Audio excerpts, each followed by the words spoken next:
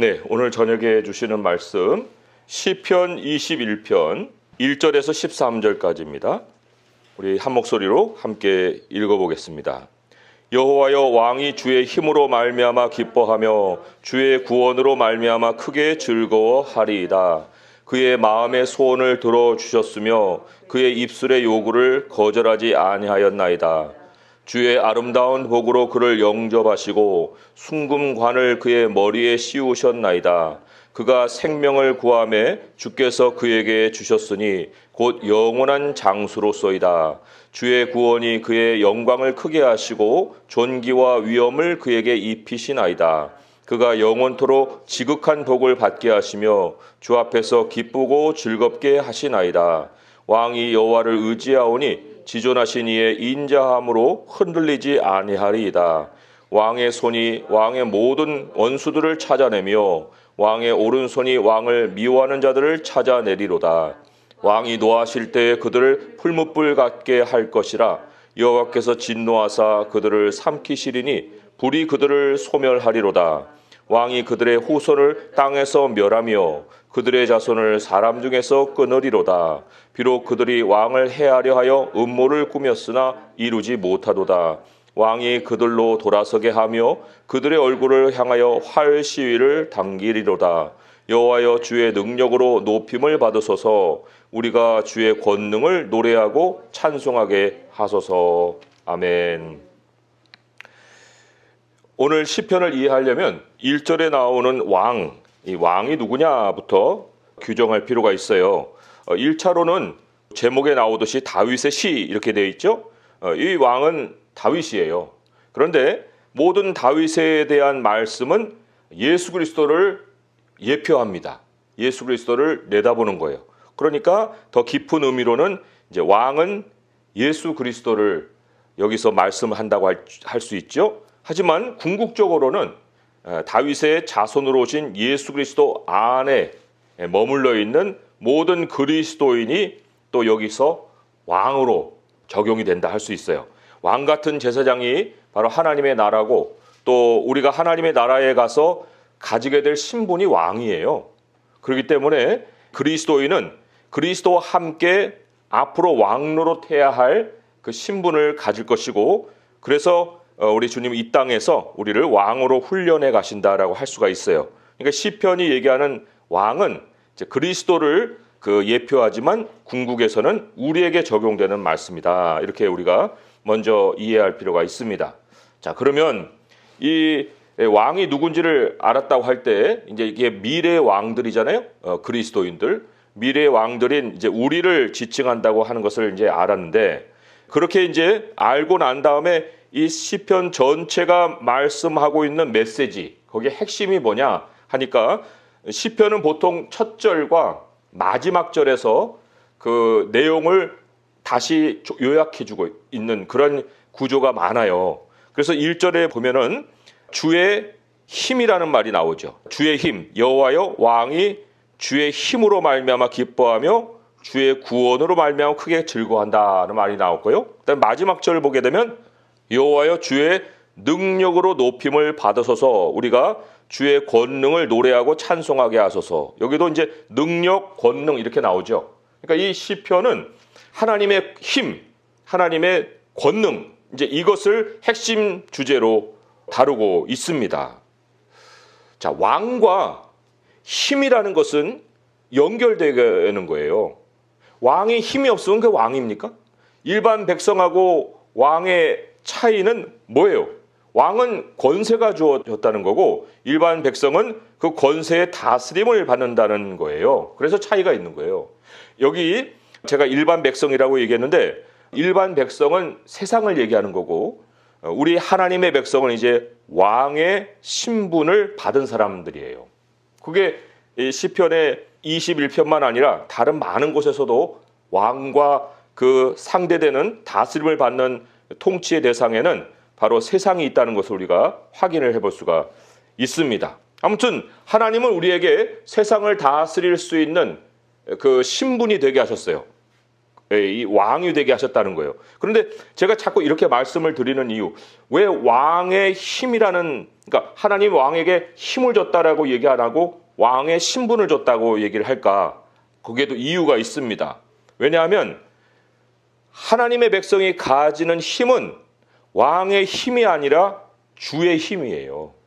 오늘 분명히 그렇게 나오잖아요. 여호와여 왕이 주의 힘으로 말미암아, 왕의 힘으로 말미암아라고 안 하잖아요. 왕이 주의 힘으로 말미암아 기뻐하였다라고 얘기하죠. 이게 세상 시스템하고 좀 달라요.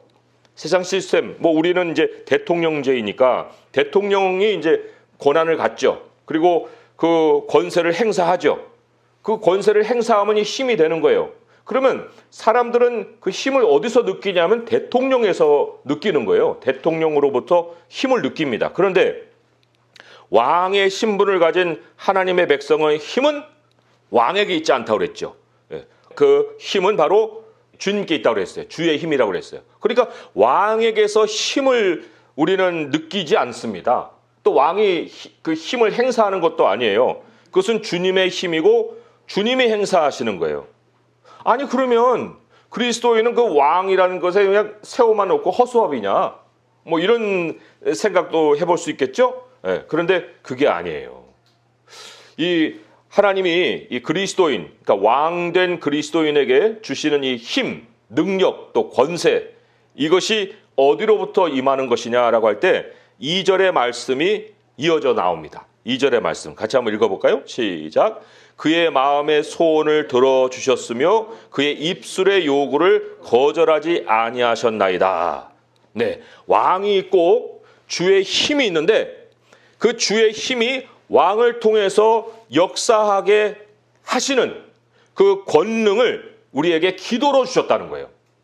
그러니까 굳이 왕의 힘이라고 우리가 표현을 하자면 그 왕의 힘은 행사하는 힘이 아니라 하나님께 소원을 올려드리는 힘이에요.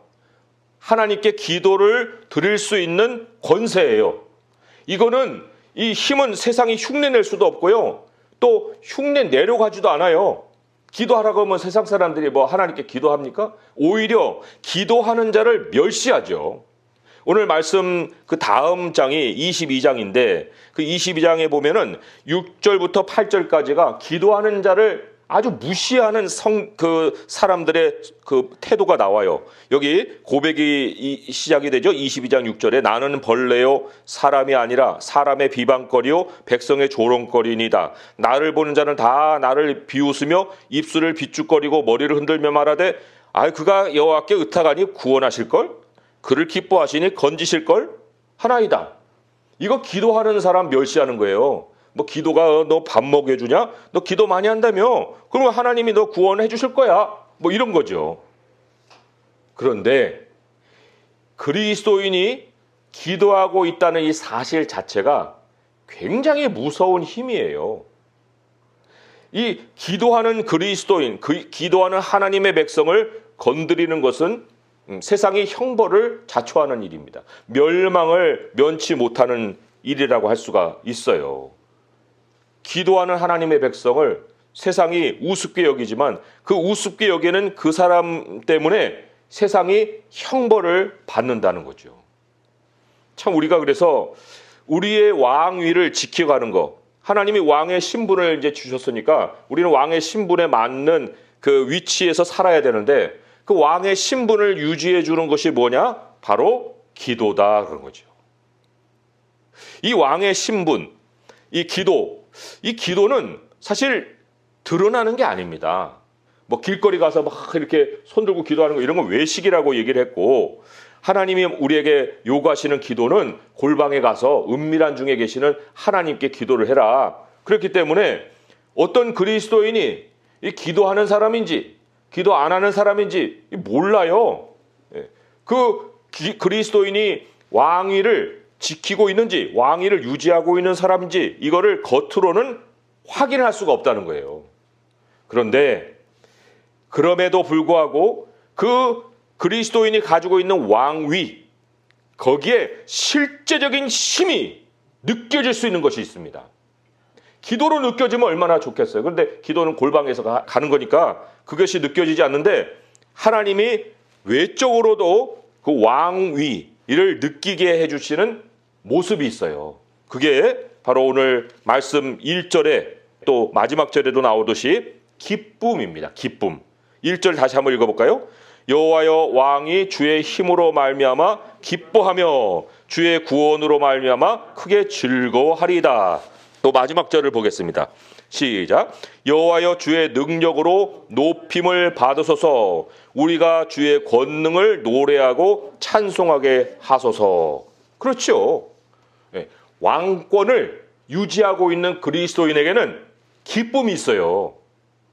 이게 겉으로 표현이 되죠. 기쁨은 기쁨을 감추고 사는 사람이 어디 있어요? 얼굴로도 빛남으로 표현이 되고 또 웃음으로도 표현이 되고 표정으로도 아무튼 여러 가지 표시가 나겠죠. 그러니까 주님의 힘이에요. 그거는 우리의 힘이 아니고 주님의 힘이 역사해서 나타나는 모습인데 그게 바로 외적인 증거라는 거예요. 주님의 힘이 그 사람 안에 역사하고 있다는 외적인 증거가 기쁨이라는 거예요. 근데 오늘 여기 조금 보면은 조금 더 자세하게 나오죠. 기쁨이 어떤 기쁨이냐니까 주님의 구원으로 말미암은 기쁨이에요. 주님의 힘이 역사를 하면 그 구원이 일어난다는 거예요. 구원이라는 것은 사실 굉장히 안 좋은 상황에서 벗어나는 걸 얘기하거든요. 상황이 바뀌는 것을 얘기를 하는 거예요. 그런데 그런 주님의 힘이 사람들 볼 때 보이는 거예요. 저거는 망해야 되는 상황인데 어떻게 저 사람 안 망하고 버티고 있는 거지? 버티는 정도가 아니라 어떻게 저게 형편이 낮은 거야? 그거는 안 되는 일인데 이거 막힌 길인데 전혀 뚫을 길이 없는데 길이 열린다고? 열렸다고? 분명히 자기들 생각에는 아닌데 그게 바뀌는 거예요. 이게 주님의 구원이고 주님의 구원 배후에 주님의 힘이 역사하고 있다는 거죠. 그러니까 이런 주님의 힘과 이런 주님의 구원이 역사하는 그리스도인, 그 그리스도인을 건드리는 것이 세상의 화라는 거예요. 하나님이 그 왕권을 유지시켜 주시는 그리스도인을 함부로 대하는 것이 세상이 당하는 형벌이다라는 거죠. 자, 그런데 오늘 시편은 이제 그런 것에만 집중하는 것이 아니라 이 하나님 백성이 이제 그런 모습을 100% 순전하게 지켜나가야 되잖아요.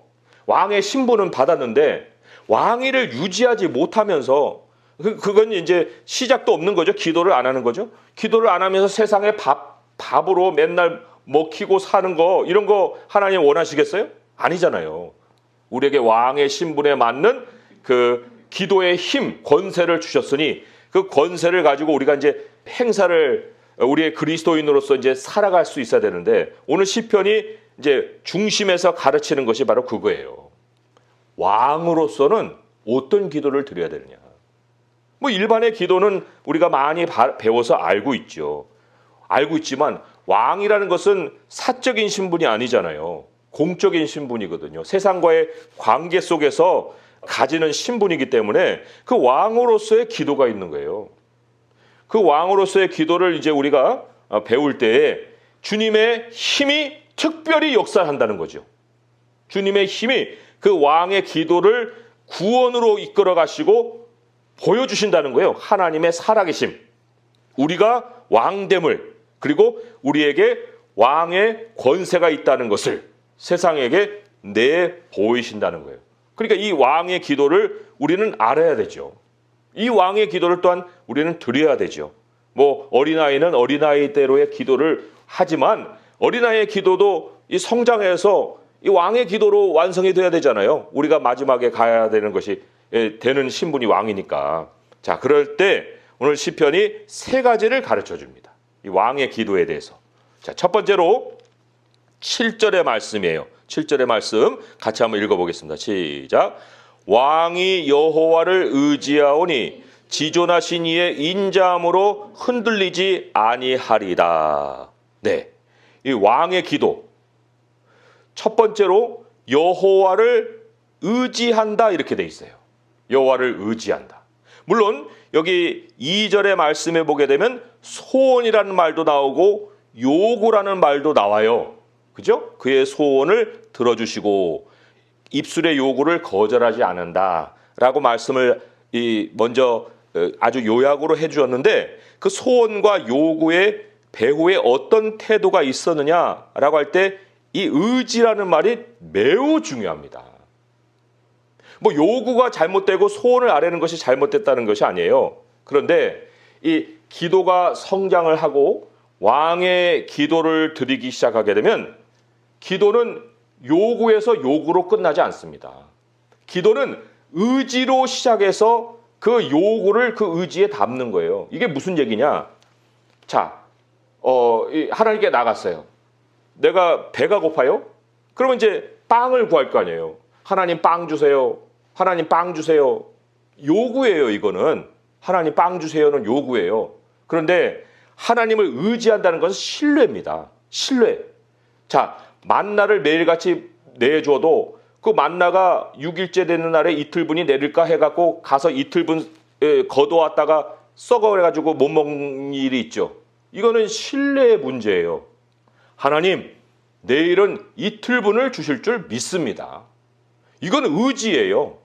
이건 요구가 아니에요. 하나님 만나를 주신다는 것을 몇 번 경험을 하게 되면 하나님 빵 주세요, 빵 주세요 이것만 하겠어요? 하나님은 빵을 주셨고 앞으로도 주실 줄 믿습니다. 이게 의지죠. 그런데 우리들의 기도가 이 요구의 한계 안에서 못 벗어날 때가 많다는 거예요. 하나님 이거 주시고 B 주시고 C 주시고 쭉 목록은 다 주시고 그거지. 하나님의 약속을 딱 내세워서 하나님이 두려워하지 말라고 했으니 나는 두려워하지 않습니다. 하나님 내일 일을 하나님께 맡기라 했으니 맡깁니다. 하나님 나의 아버지 되시니까 나의 생명을 책임질 줄 믿습니다. 나는 그런 것에 마음을 연연하지 않고 하나님의 나라와 의를 먼저 구하겠습니다. 이런 게 하나님에 대한 의지죠. 이 의지에 따른 응답이 바로 하나님의 힘이라는 거예요. 그래? 내가 너의 그 의지한 대로 내가 해주지. 그리고 놀라운 것이 7절의 말씀에 보면, 자, 의지할 때 하나님이 주시는 응답이 뭐예요? 지존하신 이의 인자함으로 흔들리지 아니하리다. 이게 상황이 바뀐 게 아니에요. 상황이 바뀐 게 아니고 내가 안 흔들리는 거예요. 안 흔들리는 거예요. 흔들려야 되는데 딱 바위처럼 든든하게 서 있는 거죠. 자, 기도가 요구에 한정되어 있으면은 응답은 상황이 바뀌어야 돼요. 빵이 주어져야 응답이죠. 빵이 안 주어지면 그냥 하나님 나 기도를 안 들으셨네? 뭐 이런 식의 생각을 갖게 되죠. 그렇지만 기도가 의지가 되면 내가 견고하게 서는 거예요. 그리고는 그 후에 문제가 해결되는 거죠. 근데 나를 견고하게 세워주시는 그 통로가 뭐냐면 하나님의 사랑입니다. 내가 너를 사랑한다. 너하고 나하고의 관계를 끊을 것은 아무것도 없어. 너는 나를 의지하면 돼. 너는 내 안에 머물기만 하면 내 힘이 너에게 역사한다. 이거를 가지고 우리는 흔들리지 않는 겁니다.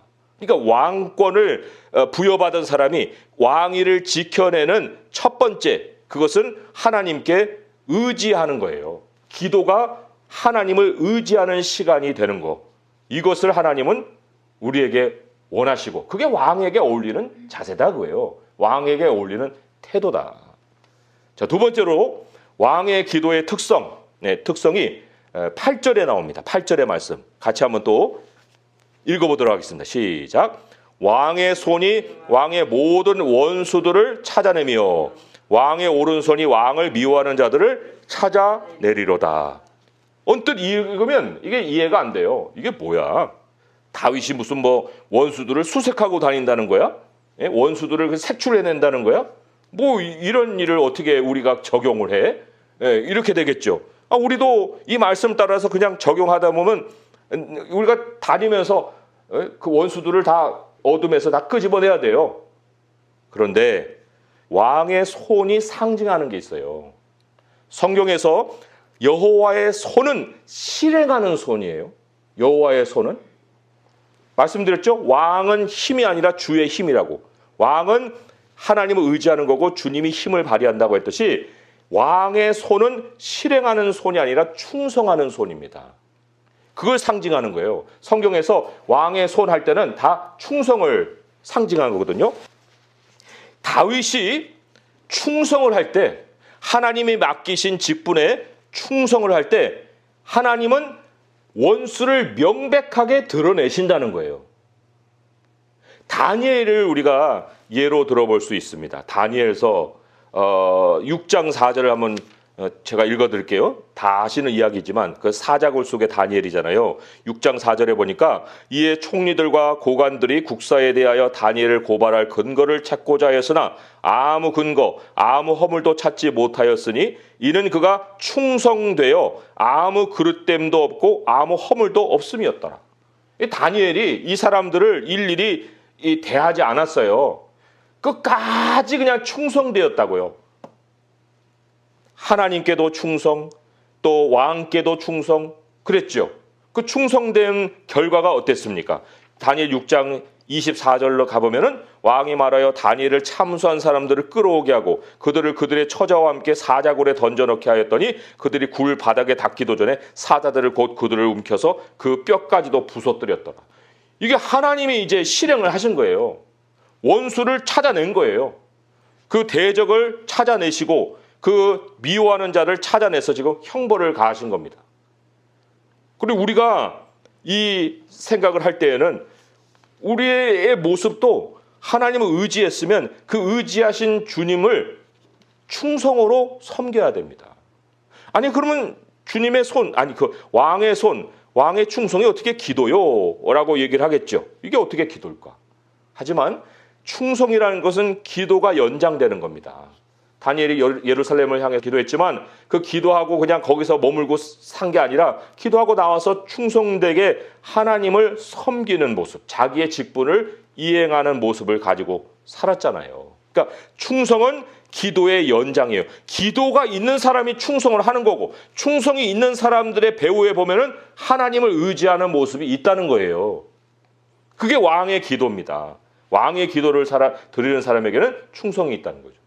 왕의 손이 충성을 상징한다는 걸 꼭 기억하시고 또 세 번째로 왕의 그 기도의 특성이 9절의 말씀이에요. 9절의 말씀 또 같이 읽어보겠습니다. 시작. 왕이 노하실 때에 그들을 풀무불 같게 할 것이라 여호와께서 진노하사 그들을 삼키시리니 불이 그들을 소멸하리로다. 여기 왕의 분노가 나옵니다. 왕의 분노.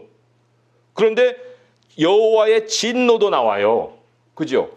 진노를 실행하는 분은 여호와예요.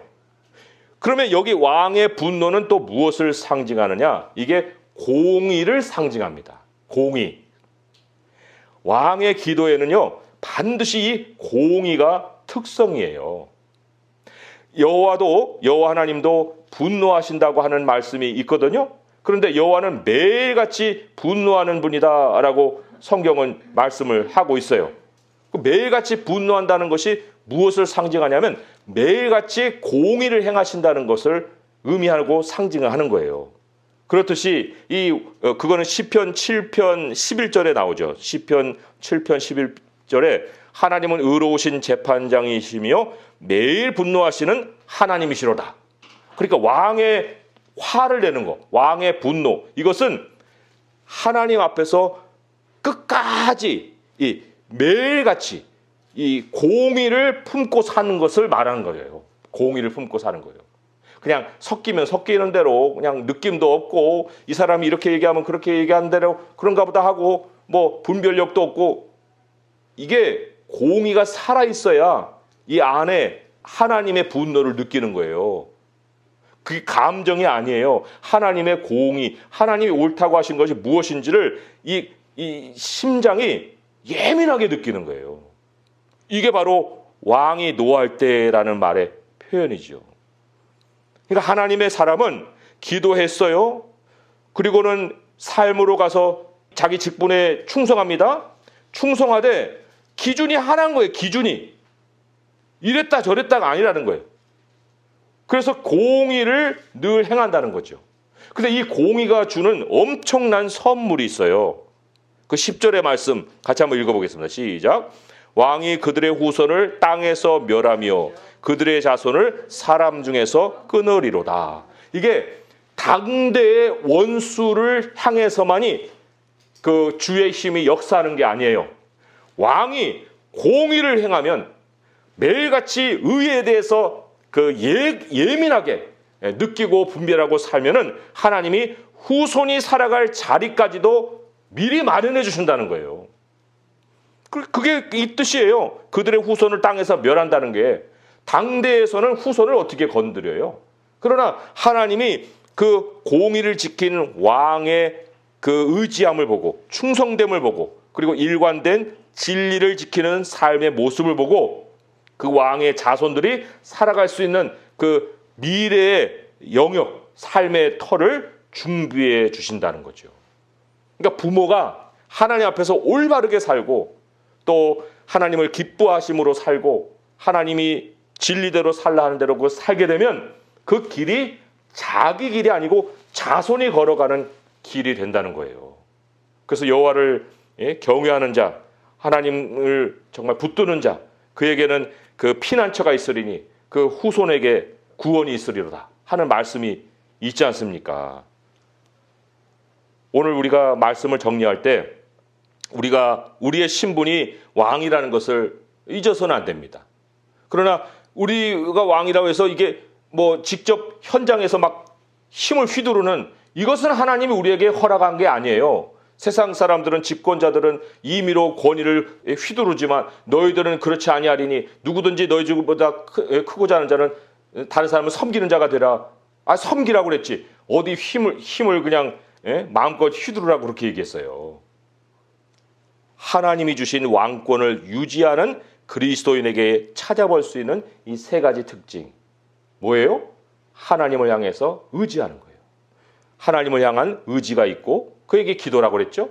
그리고 그 기도를 이어가는 충성이 있고 그 충성을 한 길로 곧게 걸어가게 만드는 공의가 있다.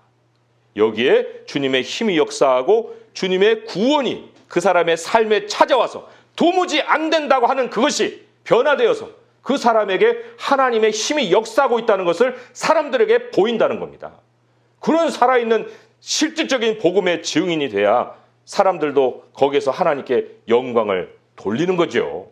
그러니까 이제부터는 어려운 형편이 아무리 나를 흔들지라도 하나님 앞에서 내가 견고해지고 또 견고함을 통해서 하나님의 사랑을 내 안에서 또 풍겨내고 그리고 그것을 우리가 믿고 다니엘과 같이 꾸준하고 충성되고 또 일관된 모습으로 삶을 이끌어가서 우리 안에 늘 기쁨이 있고 또 얼굴에 즐거움이 표현이 되고 또 하나님을 노래하며 지극한 복을 받을 뿐만 아니라 그 복을 누리며 살아갈 수 있는 성도 될 수 있기를 주님의 이름으로 축원드립니다.